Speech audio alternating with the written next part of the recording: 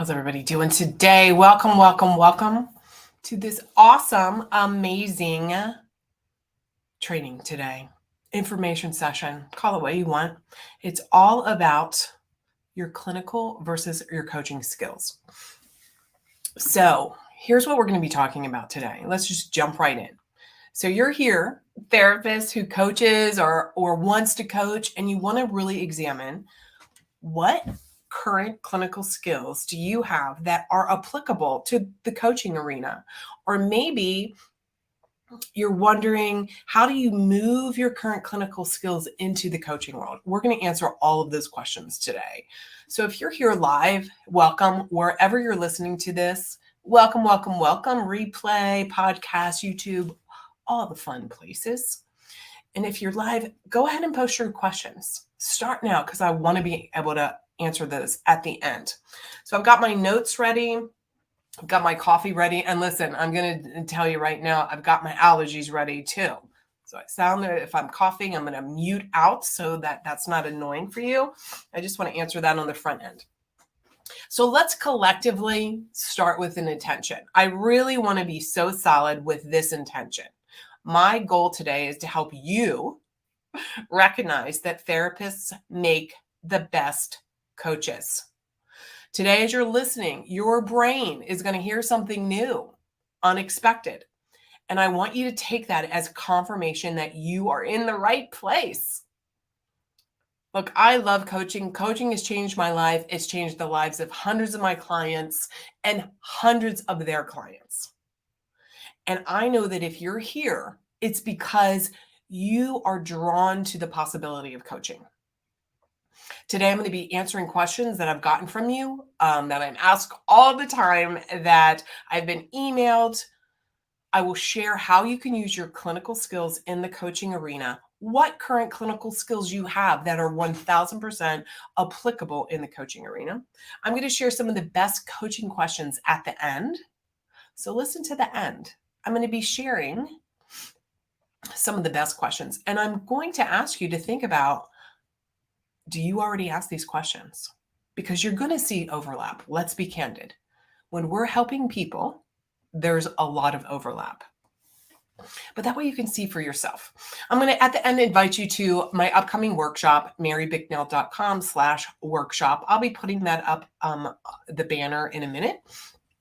Feel free to sign up for that. This is going to talk to you about how to get clear on how to build and scale your business, your coaching business, how to move out of one-to-one. Some of you are here and want coaching and create a coaching business or expand your coaching business. Some of you here are already coaching and you want to get out of one-to-one because you're burnout. Let's be real.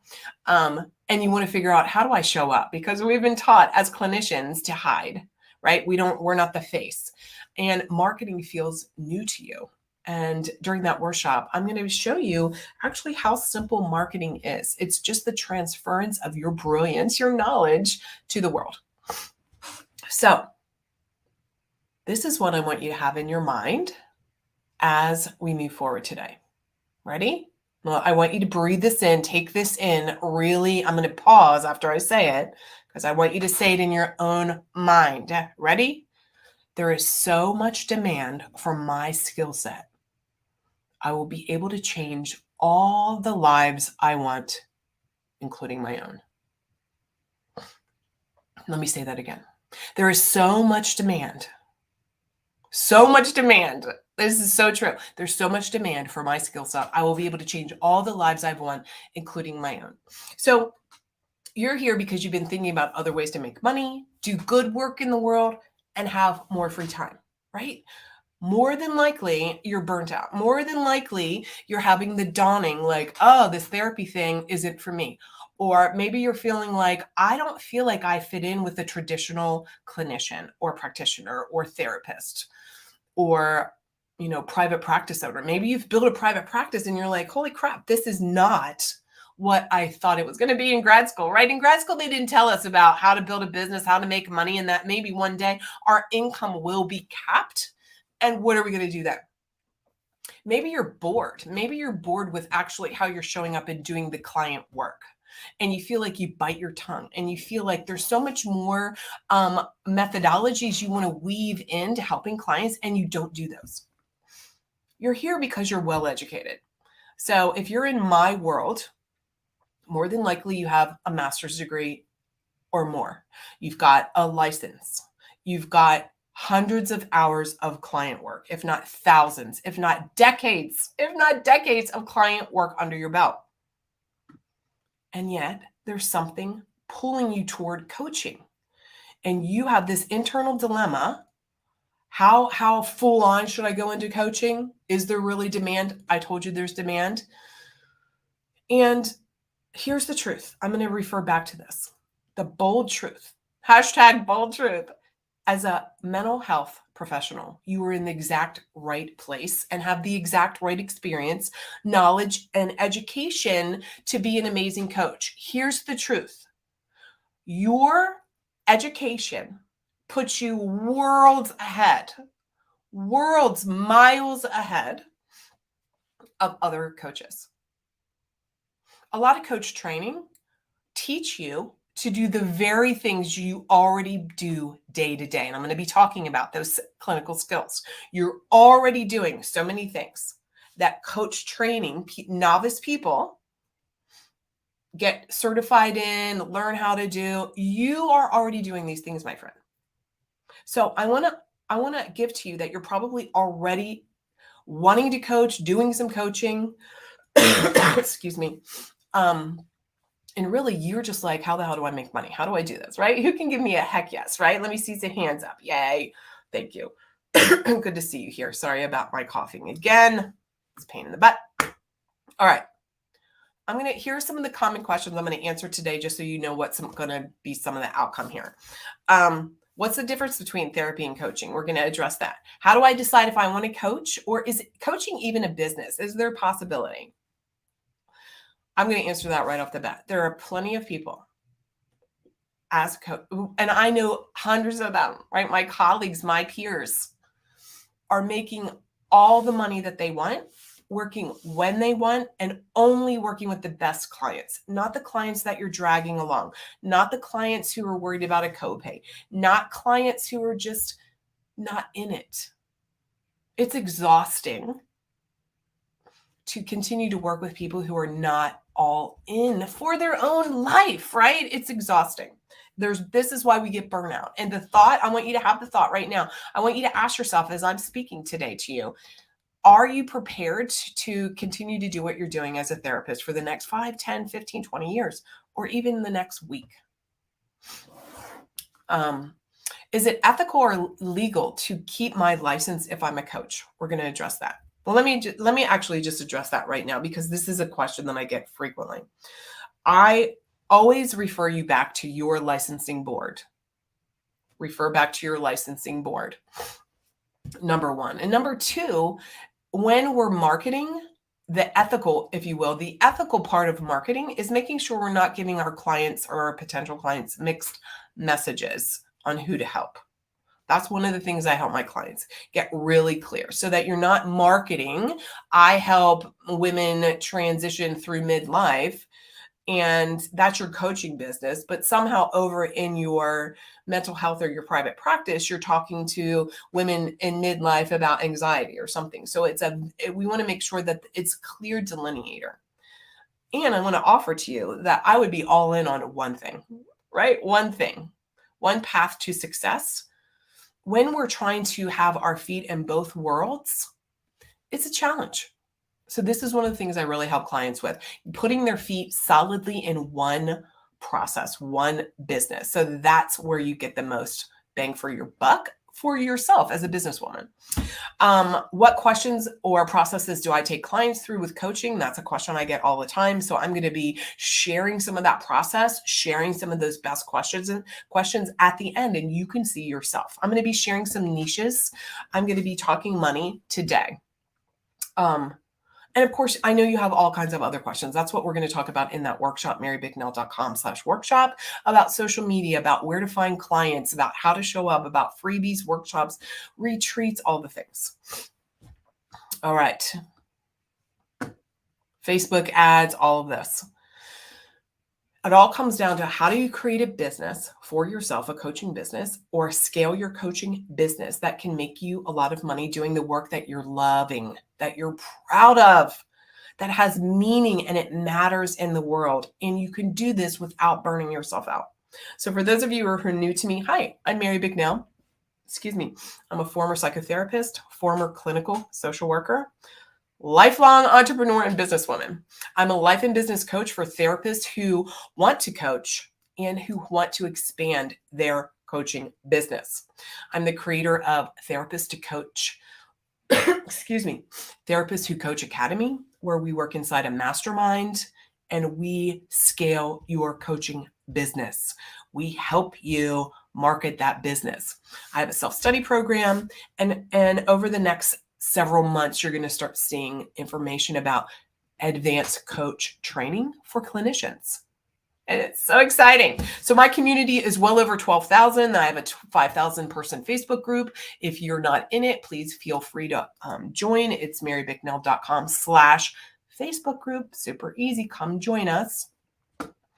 It's filled with other professionals so that you can see that you're not alone. And what did I say a minute ago?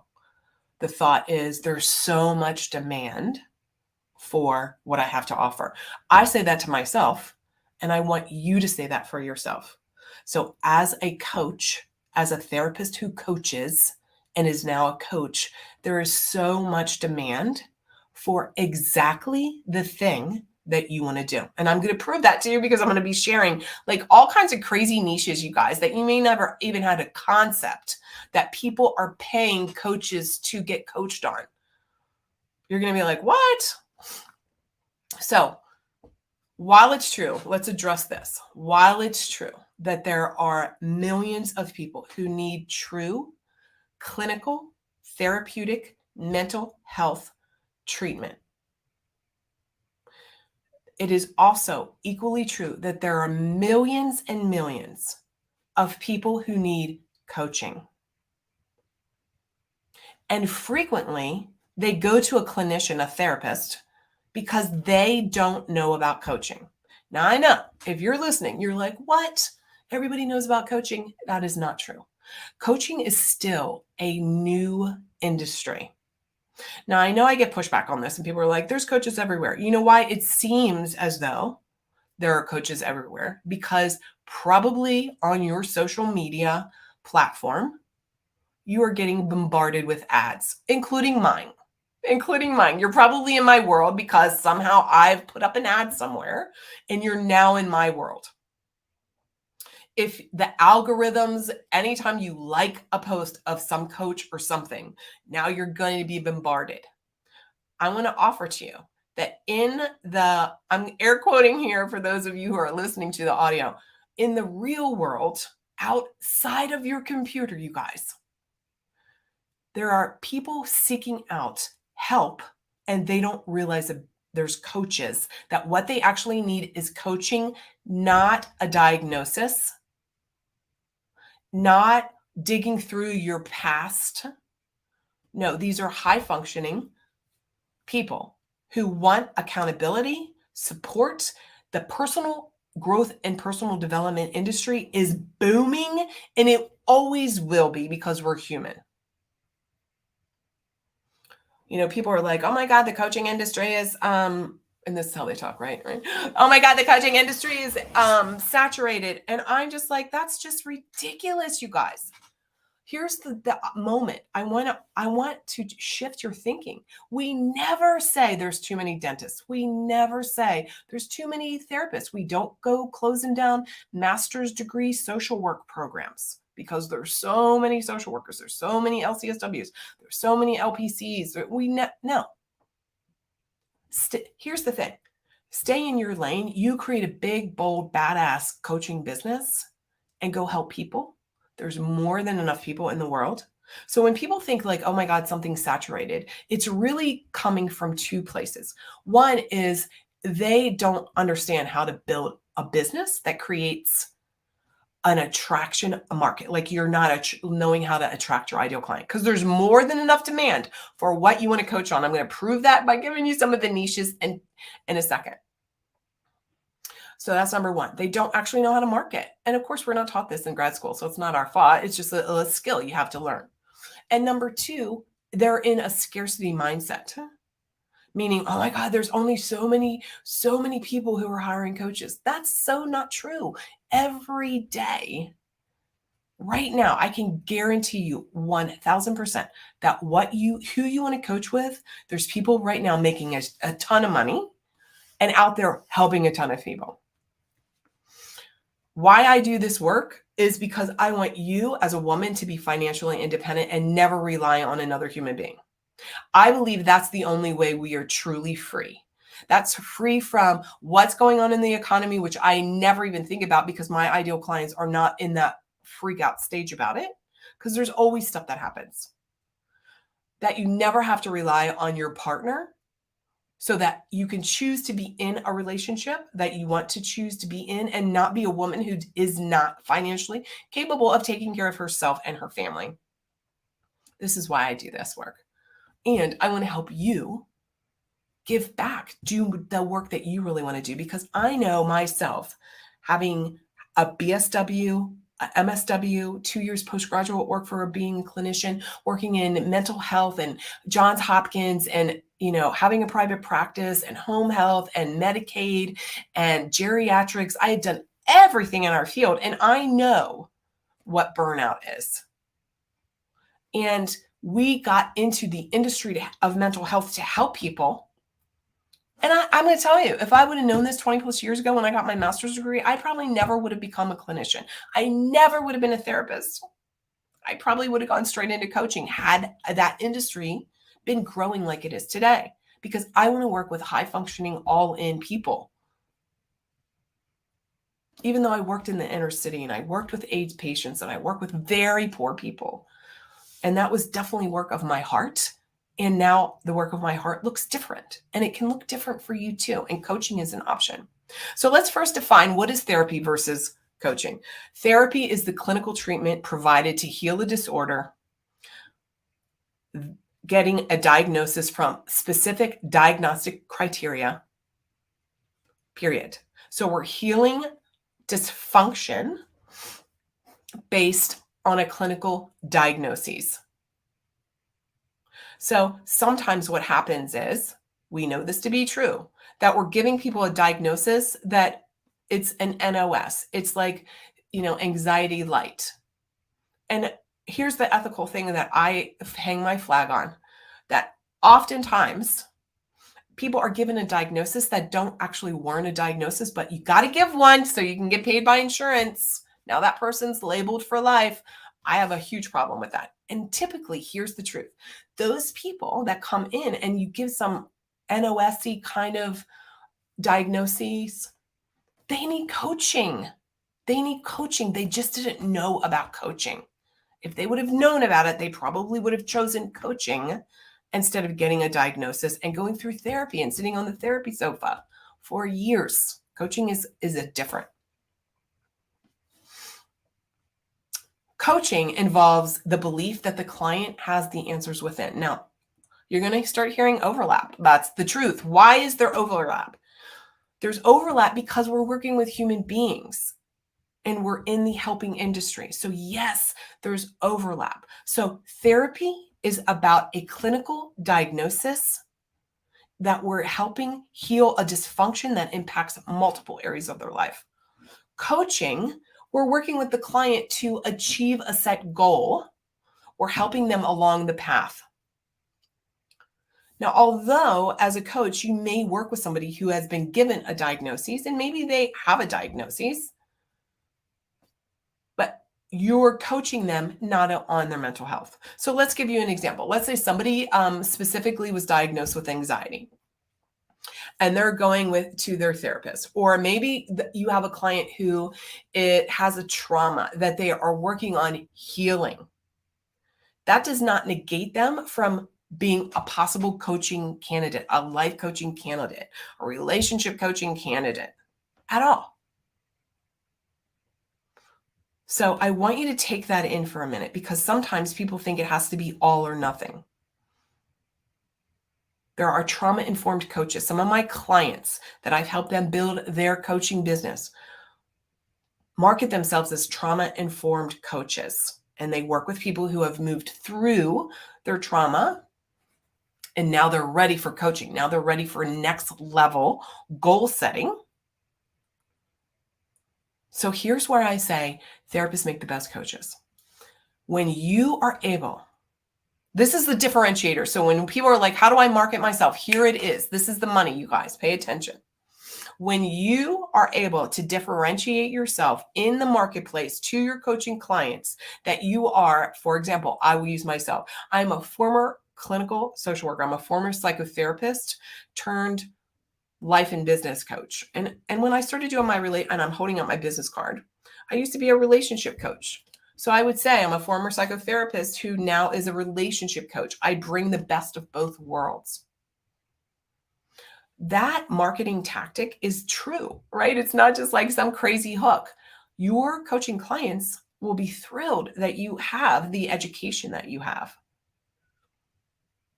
And you're already doing so much of the process of coaching. I'm going to explain that in a minute. Coaching is forward-thinking, goal-oriented, and helps clients become more aware of their thoughts, their feelings, their behaviors, their habits, their patterns that impact them from reaching their goal. So you didn't hear me say we're going back talking about, Uncle Bob who molested me as a kid. We're not talking about those things in coaching. We're talking about goal-oriented, high-functioning, non-clinical work with a client. Here's where the overlap comes in, and here's where your clinical skills come into play for the benefit of your coaching. You are assessing a primary problem.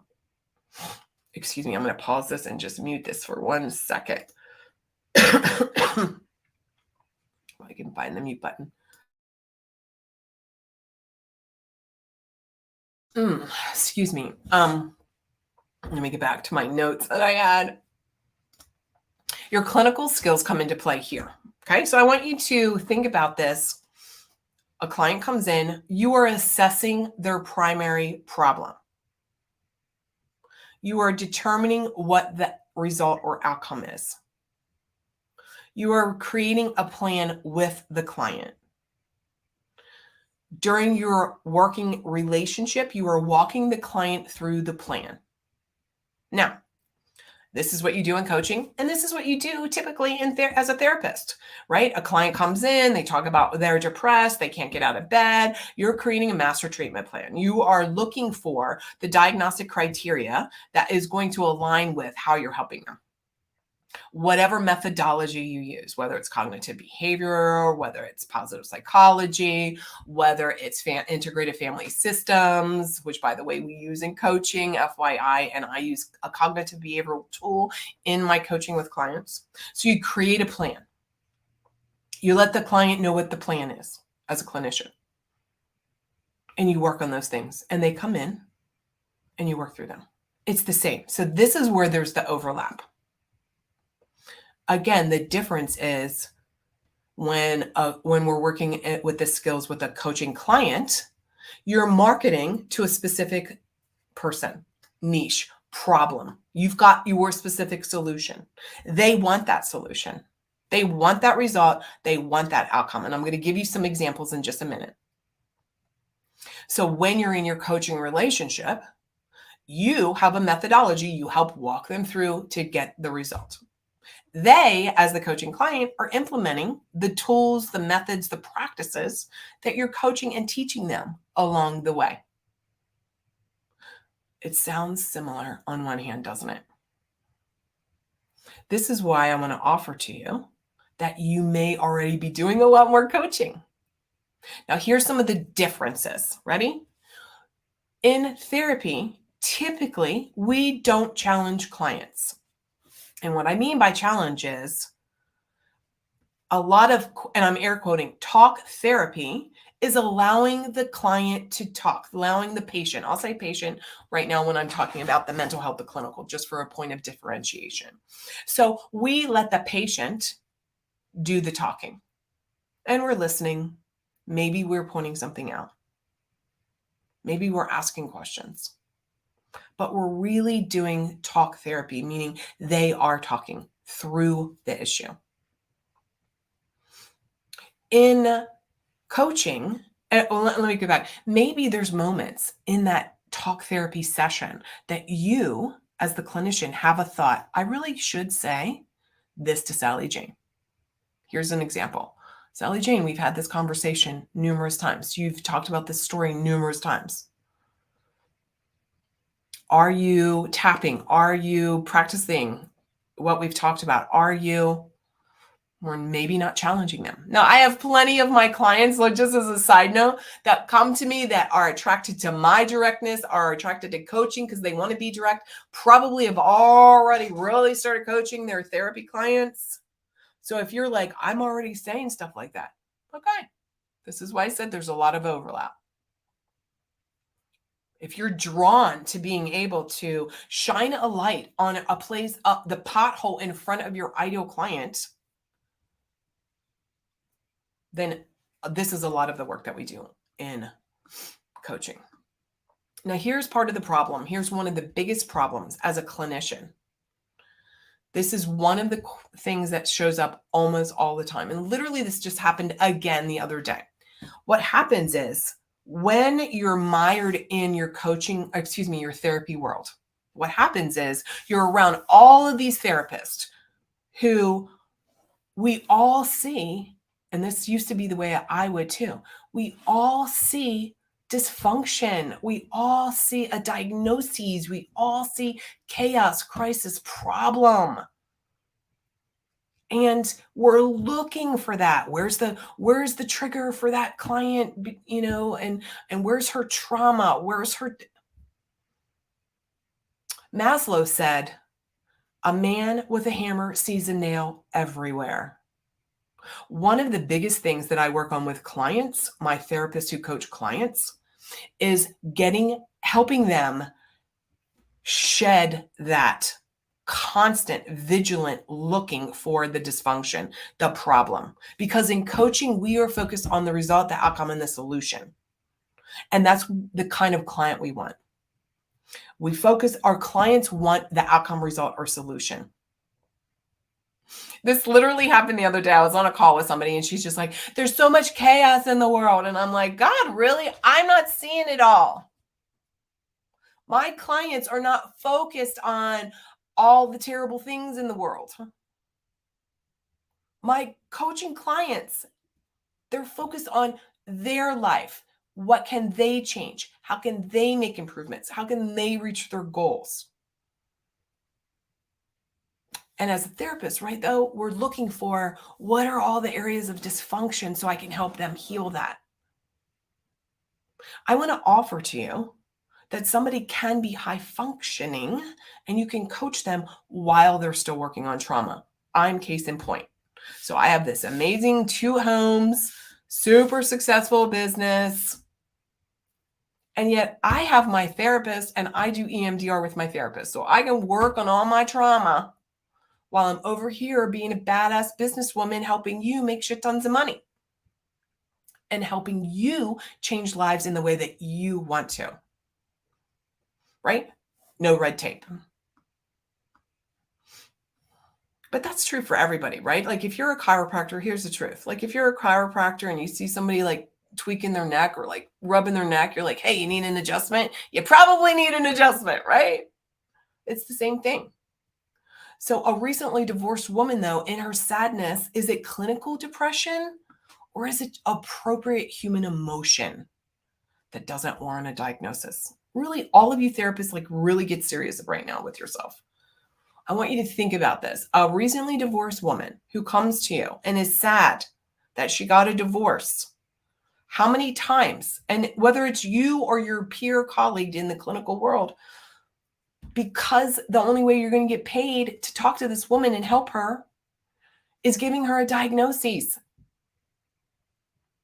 When in reality, she's going through a normal, appropriate human emotion that really she just needs coaching on how to feel her feelings moving through this. Feels like a lot of overlap, doesn't it? I get it. Let me move on. I want to share with you how you can look more clearly at your clinical skills, what they are. So here's an assignment for you, and then I'm going to give you a bunch of niches. I want you right now to think about how frequently you work with clients and you're really digging to look for a problem. Ask yourself, is it possible that some of these clients actually are perfect coaching clients? They don't want to look at the past. They don't want to, and they don't need to, by the way. You can coach people. People can get to a goal without digging around in their past. Now, this is not to say that we don't think about our beliefs. I'm going to be sharing one of my tools with you in a minute. So I want you to list out your initials. I want you to list out what are some of the methodologies that you use. I want you to list out what was the reason that you even wanted to become a clinician. I want you to list out what is the process that you go through when you first have a client. I want you to start thinking about these things in the coaching world now.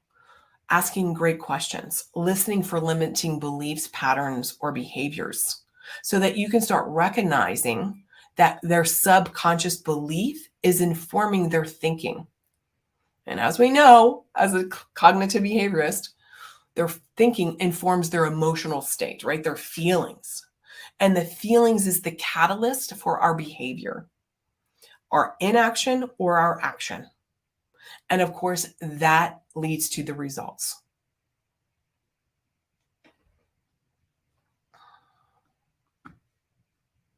I want to give you one of the tools that I call it the results formula. So the results formula looks at what's going on in your life, right? What's neutral? And we're going to make this a neutral state. What's going on in your life? For you, it might be building a coaching business. And so we look at what are the thoughts that come up around that? All right. And how do we create intentional thoughts around that? And what are those default thinking patterns that we have? Where do those default patterns come from? Here's an example. Sometimes people come to me and they're like, I want to scale my coaching business. Maybe they have a private practice and they are practicing as a clinician and they're practicing as a coach. And they really want to put more of their focus on the coaching. They love the coaching. They're making more money with coaching. They're attracting a different client. They're all in. They feel like they can really be themselves. They're showing up. They're not mired down in red tape, all the paperwork, all the thing. They love coaching. Plus, coaching has made an impact for them. They love being coached. They love being challenged. They love doing the inner work. Love it. Right? And so we start looking at what are the beliefs around that? Where did that thought come from? Now, it doesn't have to be so when it comes to building a coaching business or scaling a coaching business, sometimes the default thought for some of my clients come up and they're like, I shouldn't be giving up my clinical license because I'm throwing everything that I've worked on all these years away. That's a default thought that creates a lot of negative emotion and it paralyzes them and they don't move forward, right? So the result is they're not actually building a coaching business. So one of the things we look at is that belief true? Is that thought true that you're throwing away all of your experience? I'm here today proving to you that your experience is the catalyst, is the very thing that differentiates you in the marketplace. The very thing. And that you're bringing with you years of experience, years of knowledge and education that sets you worlds apart from everyone else in the coaching industry right off the bat. So where's that thought coming from, right? Where's that belief that you're giving something up? Maybe the belief is somebody planted the seed that you're always quitting. And you're now like that person, that people pleaser is never going to quit, is going to people please everybody to death. When in reality, the best person to please is yourself. And create a life and business that you adore, that you love, that you're proud of, that actually makes a difference for others in the world while making a difference for you. And what that looks like is being able to, thanks for all the love and hearts, being able to put together your own methodology. and helping your client accomplish the goal they want to achieve. And you coach, is helping them learn accountability to themselves. You're walking them through with your process, accountability, follow through, so that they can integrate this into who they are, that you can help them change their belief systems about who they are. This is life changing.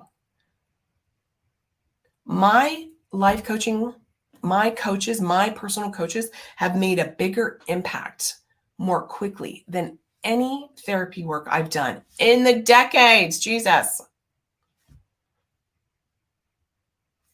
Transformation is what people want. Not everybody wants healing, and I'm air quoting again. So let's talk about a little bit of different. So one last thing about writing down your clinical skills. So write down your clinical skills. What methods do you personally, what excuse me, framework do you use? I'm sure you use a framework. At the end of this, when I give you those coaching questions, I'll build in a little bit about what I say with my clients also, so you can see the accountability that has to happen and does happen. But here's some really cool niches, you guys. So here's the truth. There are so many people right now waiting for you. Your best clients are waiting. There's demand for you right now. You just don't know it. You maybe are just like starting to scale your business. Starting to sell, starting to work with people. There's so many people out there that you can help across the world. That's another reason why people love coaching, to get out of their state mandated, regulated, institutionalized medical model, can't work with anybody outside that. There's millions of people out in the world. So there's more than enough people for you to have the life that you want and help all the people that you want. 100%. So let me give you some examples of some of my business coaching clients and some of my peers in the coaching world, my colleagues, what they are coaching on. Ready? Parents of queer kids, helping with the highly sensitive, stop hiding, IVF, life beyond it. Women who need help getting unstuck, people who know they want to cheat, helping someone get over drinking. I'm going to address this because I get questions around this. The therapist will say, well, those are alcoholics. Like they're alcoholics. Here's the bottom line. Not everyone needs to be labeled an alcoholic to be able to overcome their over drinking. One of my clients came to me and I did the initial call with her, right? And she came in to help with business and confidence and leadership. And she comes to my home because a lot of my clients come to my home. In fact, the therapists who coach Mastermind, you all will be coming here to my home for a 2-day live event. So if that's of interest to you, make sure you direct message me. You'll be hearing more as we move through. This is the beginning of September. So if you're listening to this in real time, our very first call will be in November. And then we're having a live 2-day event in January. So anyhow, this client comes to me and she gets here because it's great to be out of your own space, you guys. You want to be in a new environment. I love that about coaching. My clients can come and work with me and be out of their normal chair in their own house. Anyhow, she comes, the first thing she says, one of the things I didn't tell you is I drink a lot. Now, the therapist in me, I had to check myself really quick because I was like, oh, I wonder what that means. Like, is she an alcoholic? Is this like significantly impacting her life? No, this is what happened. We worked on her over drinking. I didn't label her alcoholic. She didn't label herself as an alcoholic. In fact, what happened is that she was just over drinking with her spouse, who she ultimately ended up divorcing, and now she never even drinks. So not everybody needs a diagnosis, and you with your therapy diagnostic hammer, not everybody who has a quote problem is a nail, right? helping people overeat, holistic integration with like lots of different modalities. Sometimes people call this woo. Sometimes I don't want to, I want to get away from like negative woo talk when we're talking about meditation, right? Which we know helps the nervous system, right? That is a holistic integrative approach. Different coaches coach on different types of relationship. Let me give you some examples just in the relationship arena, relationship coaching arena. Helping divorced women, helping couples not get divorced, helping couples communicate more effectively, helping you have better sex, helping with infidelity. I have a coach friend. What she coaches on is helping people who are thinking about cheating. I didn't say she's a relationship coach who helps cheaters, people who have cheated. She's a relationship coach who helps people who think they may want to cheat. Talk about a super tight niche. And she makes hundreds of thousands of dollars a year. She has a wait list. I just am so excited about this. I know that you can feel that. It's because I know that as a therapist, I'm blowing your mind at the possibility. And that's so thrilling. I have a friend who coaches, she's a life coach for moms around mom guilt. Like that's a thing. That's her niche. She coaches moms about mom guilt, about the women who feel guilty because they want to work, that sometimes they just want to not hang out around their kid. Better parenting, niching on how to save a marriage, how to have weight loss, health coaching after bariatric surgery, how to feel beautiful in your body, helping coach on money mindset. So many. I could just list hundreds. I have people in my business mastermind because of course I get my own life coaching and my own business coaching. Why? Because I am a high functioning goal oriented person and I can't see my own stuff sometimes. Just like this is what I help you do. Here are two other really funky niches that you may never even considered. I have a friend and she coaches farmers. I have another friend. She coaches bakers.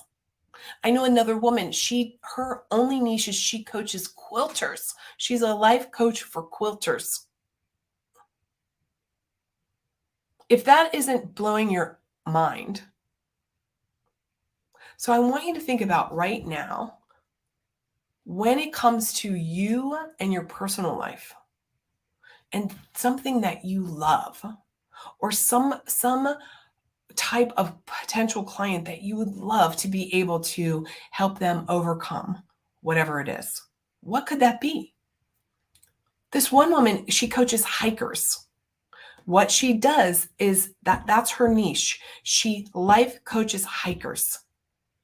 So she's a general life coach for all of their problems, helping them achieve a goal. So she has a process to help somebody achieve a goal. And she focuses only on life coaching hikers. I want you to pause for a minute. Somebody might be like, well, that sounds so tiny of a niche. How many of you like to hike? I like to hike. There's meetup groups for hikers. I mean, there's so many hikers. There's millions of books on hiking. Like, so imagine if you loved life coaching hikers and you were a hiker. Now imagine being able to take a group of hikers on a hike and talk about coaching them to their goal. Imagine if you wanted to coach yoga, people who love yoga, and part of your methodology was able to incorporate a yoga pose. Maybe you came out with a different yoga pose while you're coaching them, whatever their goal is. So many opportunities. So with one of my processes, I have the fear breakthrough formula where we talk about fear. I have the belief matrix where we talk about how much do you believe in yourself, your clients, your opportunity, in your methodology. I have the results formula, a classic cognitive behavioral tool. What you think about, you bring about. Me, I like to work with people who are Very direct. So my ideal client, she's very direct. She's badass. She wants to feel proud of herself. She feels fine saying she wants to make money. She wants to change the world. She wants to change her life. She wants to be direct with clients. She wants higher functioning clients. She doesn't want to be burned out anymore. She wants to and is all in. She makes a decision and she's in through the fear. That's my ideal client. So today I know I've proven to you, I'm still going to give you some of those coaching questions, but I've proven to you that if you're tired of working with clients who are not as high functioning and goal focused as you are, and because you want those clients to have bigger changes, right? You want them to have the transformation, and sitting their ass on a couch, although that's so needed in the mental health world, it's exhausting for you. You can only carry that energy. You can only work with people for so long who don't want to even help themselves. And remember, there's millions of therapists out there who want to do that work. You're here because you are interested in coaching, scaling your coaching business, growing your coaching business, learning how to market. I want to remind you that coaching is the second fastest growing industry next to technology. The personal growth and personal development business is a $1 billion industry. There are 90 million mental health and wellness professionals. Ready? 90 million, 90. And there are only around 2 million coaches. Right? That is crazy. So I'm going to invite you to the workshop that I have. There's 3 time frames for the month of September. But also, this is a link you can always use. So if you're listening to this at a different time than September of 2022, you're listening to this in the future, that link, marybicknell.com/workshop, go to that. There's going to be workshops for you every month. And this month, I have 3 workshops for you. But let me give you some questions. Some of the best coaching questions. I think they're the best coaching questions. Okay. And then we're going to end. Let me put up, for those of you who are live here, I'm going to put up the, across the bottom, you can see the link for marybicknell.com/workshop. Go to that workshop. In that workshop, in the month of September, we're going to talk about marketing. We're going to talk about moving from one-to-one to one-to-many. We're going to talk about pricing and packaging so you can get clear on how people price things and get solid on real life numbers from real life clients that are common and normal in the coaching industry. All right. So here's some great questions. And so remember, I want to challenge you to think, am I already asking these questions? So let's start by, I'm going to tell you, with my private clients, that's different than the mastermind.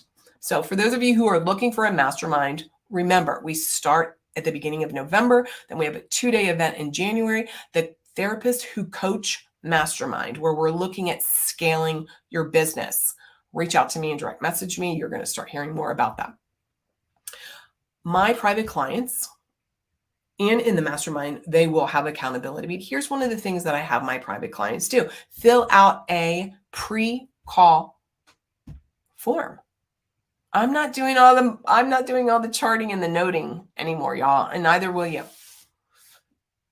Why do I have them fill out a pre-call form that talks about what did they do this week? Did they follow through? What coaching questions do they have for me? Because we're tight. My ideal clients, they want to get shit done, like yours.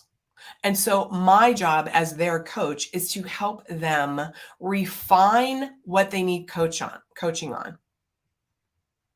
Then we start the session, the coaching call, by reviewing like what great happened last week. And then I go right to those 3 calls. Here are the 3 questions. Here are the 3 questions that you want to be coached on today, whatever those are. So as I'm coaching them through those questions, or that their question to me, I'm reflecting back to them. I'm reflecting back. I'm mirroring back. I'm engaged in rapport. I'm listening to the thing that's holding them back. I'm listening to the words that they're saying that lets me know what they're thinking that may be holding them back. I'm looking at what their behavior was, why they did or did not do the thing that they agreed to do. Is it because they didn't know the skill? Is it because they had a belief that was holding them back? And then here's some other questions that I want to give to you that I might weave into. And I have a complete list of over 50 questions. If you want that, reach out to me directly. Here's one. What would have you be the most excited to accomplish by today, the end of our session tonight? What is it that would have you most excited? What outcome is it that you really want from these 3 questions that will make this session with us today like a great success?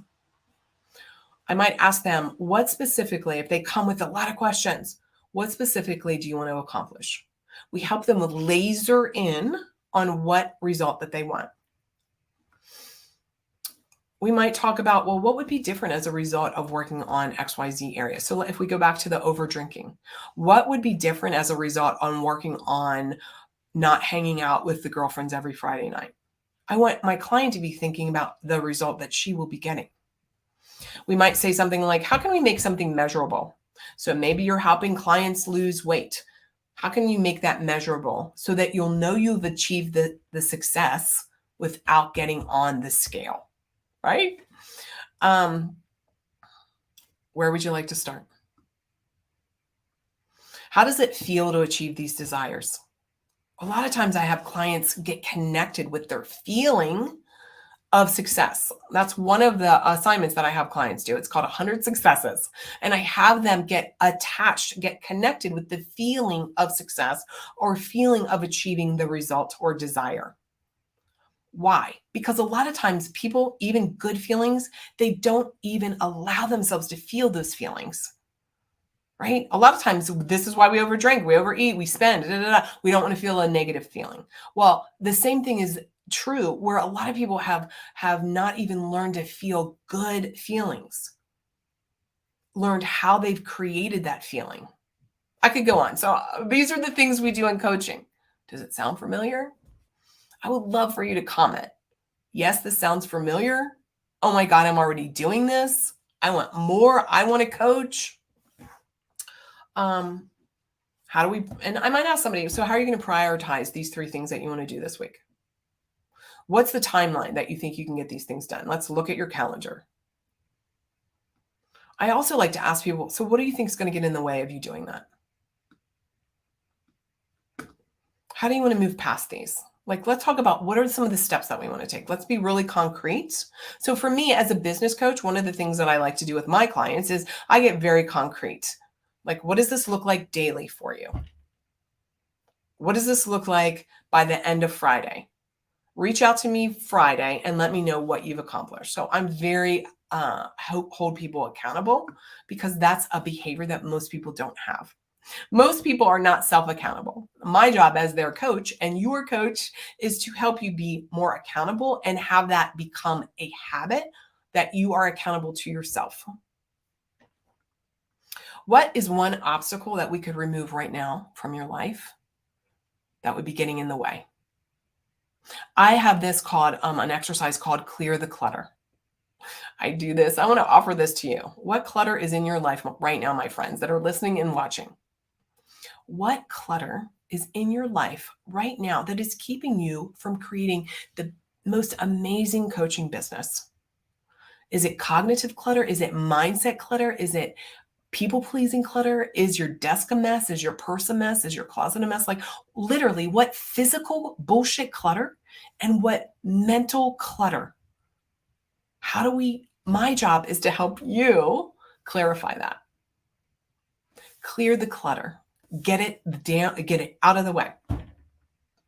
There's so many more questions that I want to, let me just write, where are you stuck and not moving forward? If making this change was easy, you'd have already done it already without my help. So what makes it difficult? Let me say that again. This is where I will end, and this is my offer to you all. If making the change to build out an amazing coaching business was super duper easy, you'd have already done it. And you would have done it without being on this call, listening in. You would have done it without my help. So for you, my friends, what makes it difficult? Answer that. Reach out to me. Join this workshop. Ask about the Therapist Who Coach Mastermind. I have the answers and you have the answers. And together, we will help create the result that you want. So enjoy the rest of the day. I look forward to seeing you on the workshops and your comments. I'll talk to you soon. Bye now.